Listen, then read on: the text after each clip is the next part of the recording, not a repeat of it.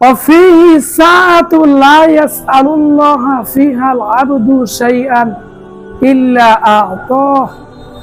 আল্লাহর হাবিব সাল্লাল্লাহু আলাইহি ওয়াসাল্লাম বলেছেন, জুমার দিনে এমন একটি সময় রয়েছে যে সময় আল্লাহ পাকের বান্দারা আল্লাহ পাক রব্বুল আলামিনের কাছে যা কিছু চাবে আল্লাহ পাক রব্বুল আলামিন তার বান্দাদেরকে তাই দিবে।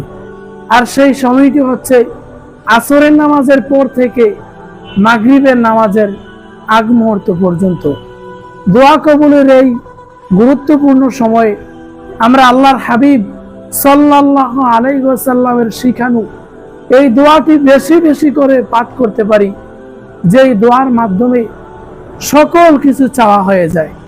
সেই দোয়াটি হচ্ছে আল্লাহুম্মা গফিরলি, হে আল্লাহ আপনি আমাকে ক্ষমা করে দেন, ওয়ারহামনি, আপনি আমার উপর রহম করেন, ওয়াহদিনি, আপনি আমাকে হেদায়েত দান করেন, ওয়াফিনি, আপনি আমাকে সুস্থ রাখেন।